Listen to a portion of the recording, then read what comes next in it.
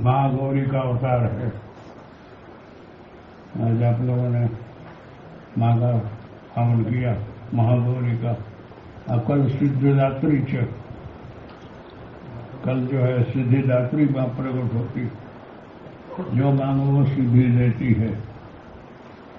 समझे आप लोग। कल महागौरी की चाष्टमम नवमम सिद्धिदात्री च नव दुर्गा प्रकृतिता। तो नव दुर्गा है। और कल जो है सिद्धिदात्री है।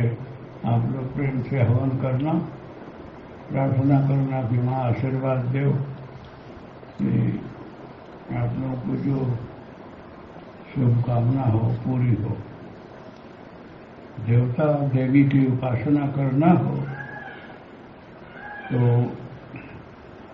बहुत बार संकल्पित कामना सिद्ध से करते हो तो बहुत बार नहीं होता है, क्योंकि संकल्प में क्या है क्या खबर। किसी का हित अहित चाहते हो, किसी का कल्याण चाहते हो, खोटा काम किए हो न केस में जीतना चाहते हो, उसमें जल्दी भगवान मदद नहीं करता है।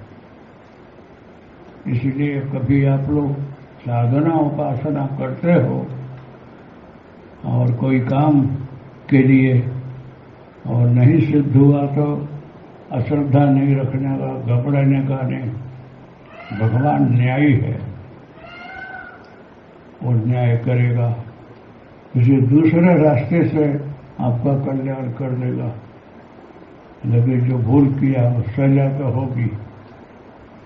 समझे आप लोग। एक महात्मा है, बहुत बार सुनाया हम, कितने दिव्य सिद्ध महापुरुष जंगल में भजन कर रहे हैं।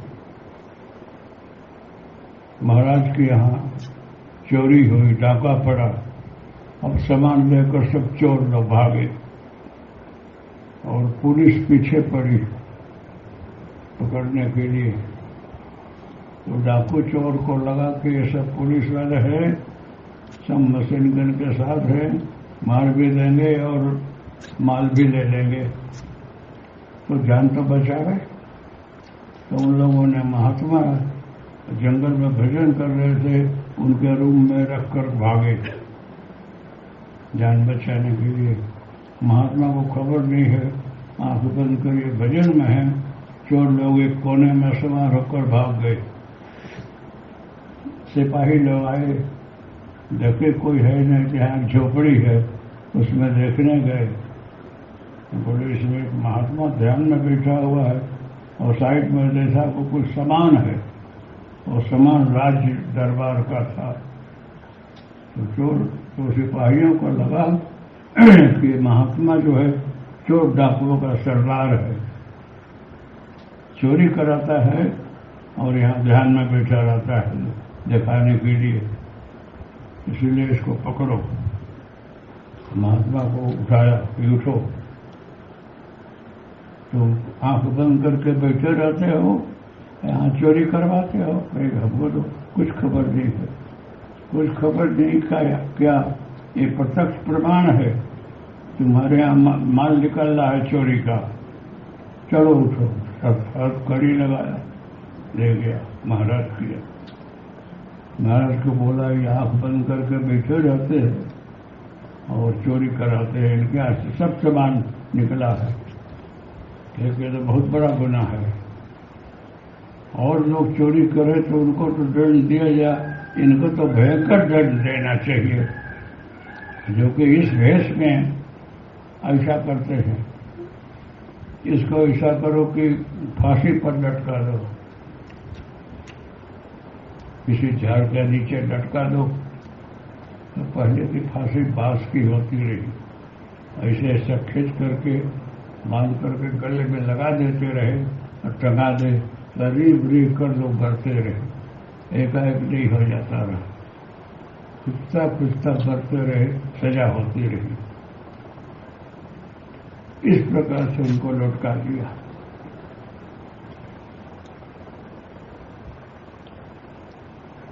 इधर जो है मांडव्य की कहानी सुना रहा हूं। उसका पति बोला कि हमको उस वेश्या के पास ले जाओ, वो बहुत सुंदर है, देखने में अच्छी, उसे हमको मिलना है, हमारी अंतिम इच्छा है उससे मिल लूं, इसलिए हमको ले जाओ। तो सती नारी रही कि पति जो कुछ बोले वो कर देना चाहिए, इसमें इसको जो जैसे संतोष हो। तो अपने पति को ही रहा, चला नहीं जाता रहा, कब्जे उठाई और लेकर जा रही थी। तो रात शाम हो गया, महात्मा फांसी पर लटक रहे थे, तो उनका पैर इसके पैर से लग गया ले जाते समय। तो इसको भी अचका लगा और महाराज हिल गए, बोले कि एक तो फांसी दिया है, उसके बाद हिला रहे हो, जिसने हमको भी हिलाया वो सूर्योदय होते होते मर जाएगा, श्राप दे दिया।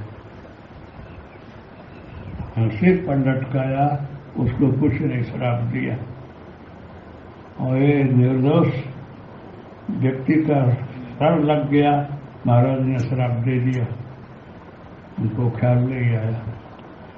मांडवी वहीं उसको रख दी अपने पति को, और बोली कि अब तो हमारे पति मरे जैसे हो गए, सूर्योदय होते होते वे चले जाएंगे, हमारे पति कोढ़ी हो तो कोढ़ी, पति परमेश्वर आए न हो। पति जो है परमेश्वर का स्वरूप होता है, इनकी सेवा करके और मैं शरीर छोड़ूंगी तो हमारा कल्याण हो जाएगा, इनके मन में दुख नहीं होना चाहिए। तो वहीं रख दे, राज में जल ली कि अगर मैं सती रानी हूं, सही में सतीत्व पालन किया है, नियम रखा है, तो आप संकल्प करता हुए सूर्योदय न हो, नहीं तो हमारा पति मर जाएगा। पानी डाल दी, सूर्योदय बंद हो गया, सब लोग घबरा गए, देवता देवी ये क्या हो रहा है, सूर्य उदय हो ही नहीं रहा है। तो लोगों ने तपास किया तो एक सती रानी ने संकल्प करके रोक दिया है। अब सब ब्रह्मा विष्णु में है, सब लोग घबरा गए, इंद्र घबरा गए, जा रहे उसके पास, उगने दो, कहे कि नहीं उगने दूंगे, हमारा पति मर जाएगा। अब इसमें ब्रह्मा विष्णु महेश की भी शक्ति नहीं कि सतीत्व के शक्ति को हटा दे। सतीत्व शक्ति में बहुत ताकत है। ब्रह्मा विष्णु महेश बोले क्या हो, तो इसमें बोल रहे हैं कोई सती रानी हो ना, वो ही इसको कुछ कर सकती, अथवा तो कुछ ऐसी शक्ति हो जिसके पति को जिंदा कर दे, सूरज को उगा दे। ये ध्येय था। दूसरी बात कि मर्दलोक में सती रानियां भी हैं, ये बताना भी था। इसलिए मां अनसुईया के पास जा रहे हैं कि मां तुम्हारी बड़ी ख्याति है और तुम चाहो तो ऐसा हो सकता है कि सूरज उदय हो। अब सती रानी का पति जो है उसका कुछ रास्ता करो। अभी परमार्थ के लिए सती है, देवी है, देवता है, ऋषि महर्षि सब कुछ करते हैं। और सती रानी अनसुईया आई, अब बोले बेटा सूरज को उगने दे, एक माँ उगने दूंगा मेरे पति मर जाएगा, मेरा पति मर जाएगा तो मैं जिंदा करूंगा, मैं जिंदा कर दूंगी, उगने दे। मांडवी को विश्वास था माँ के सतीत्व पर। संकल्प किया, सूरज उगे, उसका पति मर गया। फिर माँ ने हाथ में जल लिया, संकल्प में छाटा तो पति जिंदा हो गया, कोढ़ और सब मिट गया, अच्छा शरीर में जिंदा हुआ। तो मांडवी खुश हो गई और ऊपर से पुष्प वृष्टि होने लगी कि मां अनसुईया की जय, मां अनसुईया की जय, मां अनसुईया की जय। दिव्य स्तुति मांडवी की जय, मांडवी की जय होने लगा। सूर्योदय हो गया।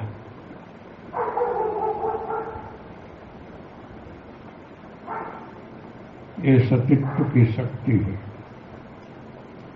तो बाद में वहां बोल रही है कि आखिर हुआ क्यों कि महाराज ने, मानव ऋषि ने श्राप दिया है। तो मानसिया आंख खोलकर बंद करके देख रही है, लेकिन निर्दोष महापुरुष को सजा राजा ने क्यों दिया। राजा के यहाँ गई और बुलाई, इसको क्यों श्राप, फांसी पर क्यों लटकाया। लेकिन इसके रूप में सामान मिला, इसलिए लगा कि चोर का सरदार है, लेकिन नहीं, ये निर्दोष है, इसको तुमने गलत फांसी दे दिया। महाराज को भी खबर पड़ी कि मेरे को यूं ही फांसी दी गई है। तो मां अनसुईया बोली कि तेरे को दंड देना चाहिए। तो महाराज बोले, मां इसको दंड मत दे, मुझे देखने दे, क्योंकि इसको मैं ही श्राप दे सकता हूँ राजा को, राजपाट सब चौपट कर सकता हूँ, लेकिन आखिर इसको प्रेरणा क्या हुई कि मुझे फांसी दिया, ये जानना है। चित्रगुप्त को बुलाया, धर्मराज को बुलाया कि इसके महाराज की बड़ी फांसी के कारण क्या है। कहे कि ना भोगते क्षीयते कर्म, किए हुए कर्म का फल सबको ही भोगना पड़ता है। तो महाराज जब बालक रहे, 5-4 वर्ष के, एक पत्नियां होती है पाख वाली, जो बरसात में आती है, उड़ती है, उसके पीछे इतना बड़ा लकड़ी खोस करके उड़ाते रहे, अब वो उड़े, थोड़े दूर उड़कर पड़ जाए। इस प्रकार से 5-10 जीवों को इन्होंने पीछे से लकड़ी खोस कर उड़ाकर मजा करते रहे, इनको आनंद आता रहा। वो दंड यहाँ है, इसमें इनको फांसी हुई है और राजा को प्रेरणा करके फांसी दिलाई गई। महाराज बोल रहे हैं कि छोटे से 4 से 5 वर्ष के बच्चे को भी दंड मिलता है। कि हाँ, नहीं, कलयुग में ऐसा नहीं होगा। 8 वर्ष तक के जो बच्चे भूल कर देंगे, उनका भूल तुम्हारे चित्रगुप्त धर्मराज भी माफ रहेगा। इसलिए 7-8 वर्ष तक के बच्चे कोई भूल करते हैं तो उनके ऊपर के कोर्ट में सजा नहीं है। यहाँ तो लोग मारते हैं, डांटते हैं, इसीलिए भविष्य में भूल न करें, लेकिन धर्मराज के दरबार में छूट है। वहाँ इतने छोटे बच्चे को दंड नहीं दिया जाता है, छोड़ दिया जाता है, माफ है। फिर मानव ऋषि ने राजा को जाने दिया, इसका दोष नहीं है, जाने दे। मानसिया ने भी छोड़ दिया, राजा ने भी छोड़ दिया, लेकिन निर्दोष में इतना दंड दिया है तो थोड़ी सजा राजा को तो भोगनी पड़ेगी। विचार करे बगैर उसने फांसी दे दी। महाराज को लाना चाहिए ऐसा, पूछना चाहिए था, उसके बाद विचार करके फांसी लटकानी थी। एकाएक निर्णय ले लिया, उसको भी दंड दिया है। समझे आप लोग? तो आप लोग कभी भजन साधन करो अपने लिए कि हमको एक कष्ट न हो, मुकदमा में जीत जाए, एक ऐसी फौज हो जाए, तो मुकदमा सही होगा तो जीतोगे, नहीं होगा तो सारा डर तो होगा ही। इसलिए अनुष्ठान में खामी रही, देवी देवता ने आशीर्वाद नहीं दिया, ऐसा मत मानना। तुम्हारा प्रारब्ध है वो तेरे को भोगना ही करेगा। पूजा पाठ जब करो तो भी किसी जन्म में जो कुछ भूल किया होता है दूसरे जन्म में भोगना पड़ता है। इसलिए इस जन्म में आपको कोई दुख और सुख आवे तो किसी को दोष मत दो, तुम्हारे कर्म का दोष है। किसी के जन्म में तुमने भूल की है, इस जन्म वो निमित्त बनकर तेरे को कष्ट दे रहा है।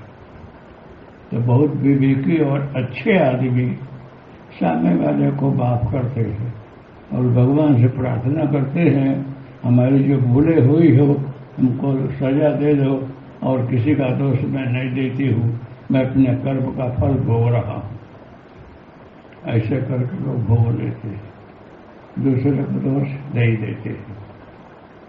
काशी में महाराजा ने एक पंडित को बुलाया, बहुत अच्छे ज्योतिषी रहे और फलादेश देखते रहे, सत्य पढ़ता रहा।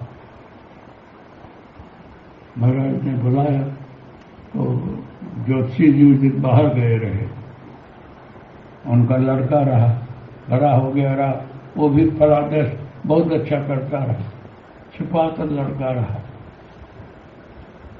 तो वो बाहर चले गए रहे और लड़का बोला कि बापू जी नहीं है तो मैं जाकर फलादेश कर देता।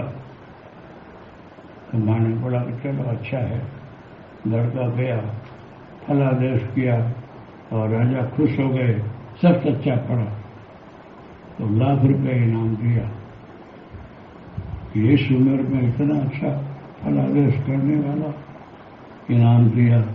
लड़का खुश हुआ, लेकर के आया और माँ के चरण में रखा कि माँ ये दक्षिणा है राजा की तरफ से फलादेश का, पहला दक्षिणा तेरे चरण में रखना। माँ के चरण में रखा, बोला कि सुबह से थका हूँ, जरा आराम कर रहा हूँ। लड़का सोने गया, पिताजी आए, बोले कि लड़का कहाँ है?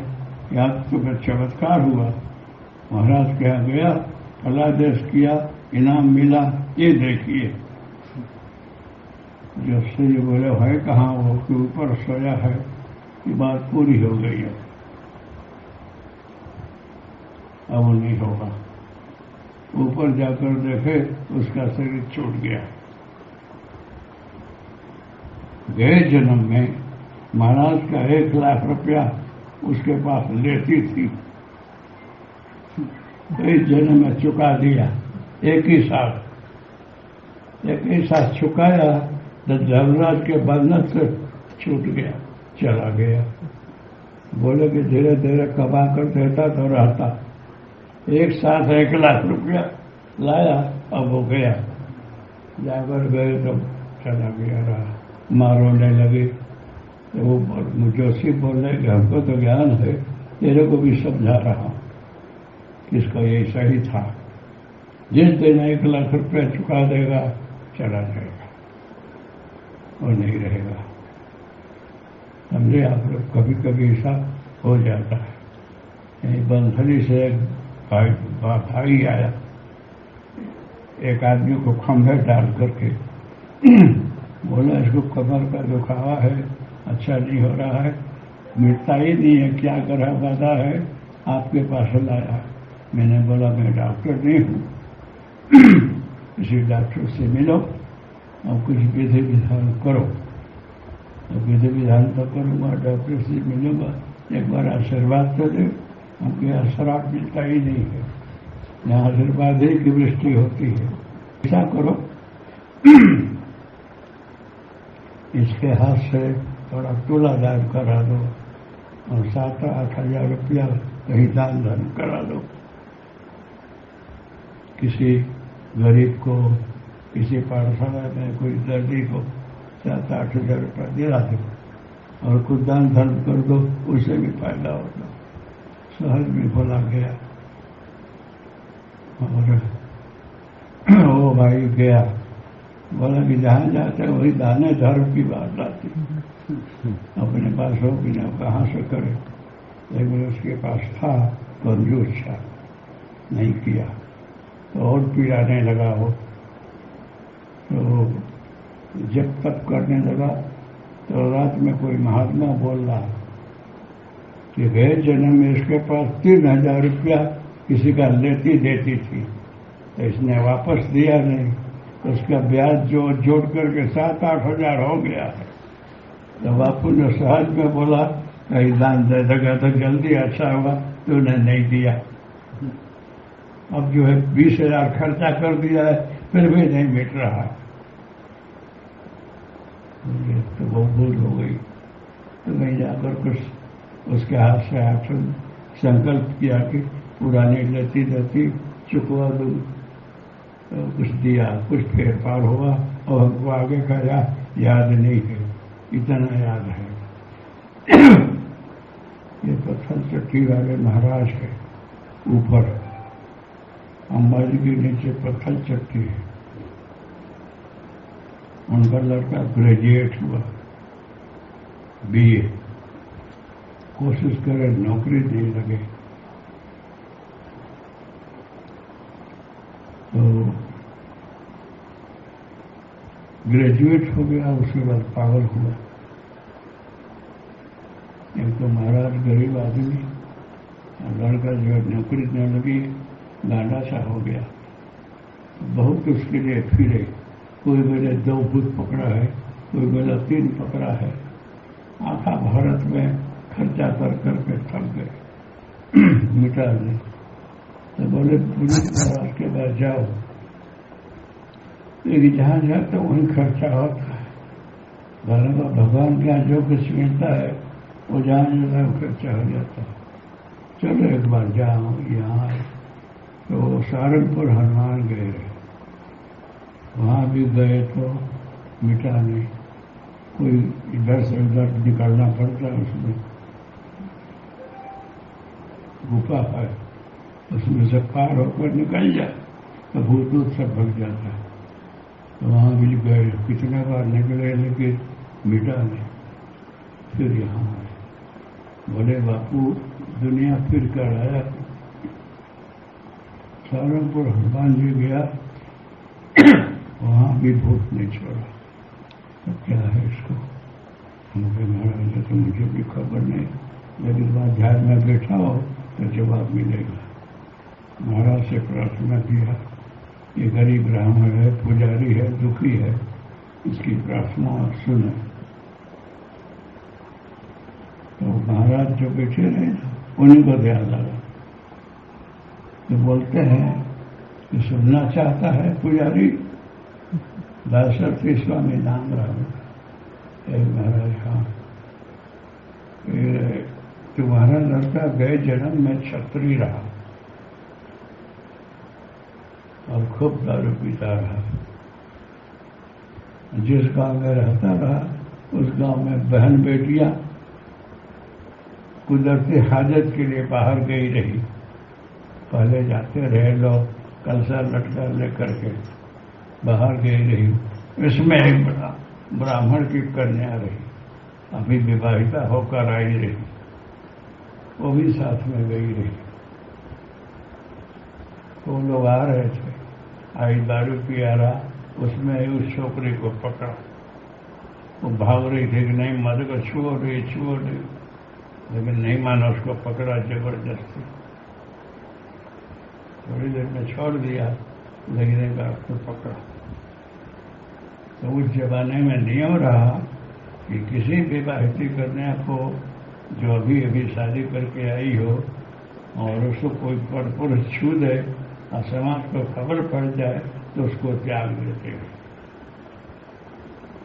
तो उसके घर वाले उसको त्याग कर दिया, तुमको कोई पुरुष आ रहा है, हम नहीं रखेंगे। तो वो बेचारी दुखी हो गई, बोलेगा मेरा जीवन किस काम का। तो वो हाथ में जल ले रही है कि तुमने हमको अड़ करके हमारा जीवन भर जवानी में बिगाड़ दिया। तो मैं तो अपना दाह संस्कार करके शरीर छोड़ रही हूँ, लेकिन तेरे को 3 जन्म तक नहीं छोड़ूंगी। जब तू नौजवान होगा तभी तेरे को पकड़ूंगी और पागल बनाऊंगी, मरते तब तक पकड़े रखूंगी, 3 जन्म तक तेरे साथ में रहूंगी। क्योंकि प्रेत जीवनी 1000 वर्ष की होती है, तो इसे जलकर मरता हो ना, 1000 वर्ष का प्रेत होगा। तो उसे बीच में तो आप कितने बार जन्म ले लोगे, मर जाओगे। 100 वर्ष से ज्यादा कोई जीता नहीं है। तो इस जन्म में आपका लड़का नौजवान होकर इसलिए पागल हुआ है, और उसको जो ब्रह्मराक्षी पकड़ी है छोड़ नहीं रही है। हनुमान जी के यहाँ गए तो भी नहीं छोड़ी। हनुमान जी के यहाँ जाने से भूत प्रेत सब छोड़ देते, लेकिन हनुमान जी यहाँ न्याय किए। न्याय में इसको छोड़ाना नहीं चाहिए, उसका प्रारब्ध भोगवाना चाहिए। इसलिए प्रारब्ध भोग के लिए बाध्य किया है, इसलिए फिर यहाँ आए हो। ये सुप्रीम कोर्ट है सदगुरु का, यहाँ जजमेंट मिलता है। इसलिए अब बापू बताया ऐसा करो। अब वो बोलते हैं आपके पास भेजे, हमको तो कुछ खबर नहीं, मैं क्या बोलूँ। फिर आंख बंद किया, प्रार्थना किया कि महाराज इसको मैं क्या रास्ता बताऊँ। हमको बोले नहीं, जब अंदर से प्रेरणा हुई कि भावन माला करके इसको अर्पण करो 3 महीना, फिर मिलेगा। बीच में मिट जाएगा फिर भी छोड़ना नहीं। तो वो कर करके अर्पण करे, 2 बावन में उसको अच्छा हो गया, फिर भी चालू रखा, 3 बावन करके छोड़ा तो लड़का अच्छा होगा और वो ब्रह्मरक्षी का कल्याण हो गया। वो आकर हाथ जोड़ रही है कि अच्छा हुआ यहाँ आया तो हमको मुक्ति मिली, ब्रह्मरक्षस में से छुटकारा मिला, नहीं तो मैं भी भटकती 1000 वर्ष, ये भी भटकता। तो सदगुरु दत्तात्रेय मुक्ति के दाता है, आय निर्णय करता है, बंधन से मुक्त करते हैं। ये भूत प्रेत पर राक्षस पिशाच का भी कल्याण कर देते हैं, इसीलिए सदगुरु है। इनके नाम से सब भागते हैं। हनुमान जी के नाम से भागते हैं डर से, इनके पास आने से भागते हैं अग्नि से। इनका ताप इतना है कि कोई पास में नहीं आता है। इनके पास इतनी शक्ति है कि किसी का भी कल्याण कर देते, मुक्त कर देते। इसलिए दत्तात्रेय है। और आदिशक्ति जगदम्बा जो है उसका खाली 9 ही स्वरूप नहीं है, अनंत कोटि स्वरूप है इसका। हजारों करोड़ों स्वरूप में लेती है माँ। इतना स्वरूप लेकर के विचरती है, पहचानना मुश्किल। तो माँ को भजन करिए तो माँ कृपा करती है, तो सदगुरु के चरण तक पहुंचाती है और वहां लाकर कल्याण करा देती है।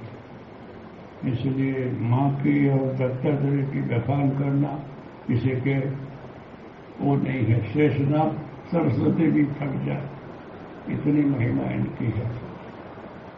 तो कल सिद्धिदात्री है, जो मांगो वो दे, ऐसा है। लेकिन बता दिया ना, जो मांगे वो नहीं मिलता है। आपका भला हो, कल्याण हो, सब ठीक है, लेकिन जो कर्म किया है उसे तो भोगना पड़ता है। लेकिन ज्यादा प्रारब्ध भोग थोड़े में पूरा करा देते, इतना होता है। वो कष्ट थोड़े में पूरा हो जाता है। तो ये छोटी सी कहानी उदाहरण वाली घटित बात सुनाई। ऐसे ही यहाँ आने वालों को और भी बहुत सी घटना घटी है जो कि हमको भी बोध मिला है, और मैं आपको बताया करता हूँ, समझे आप लोग। इसलिए अब एक कहानी यहाँ पूरी हो रही है, खाना खाने जाइए।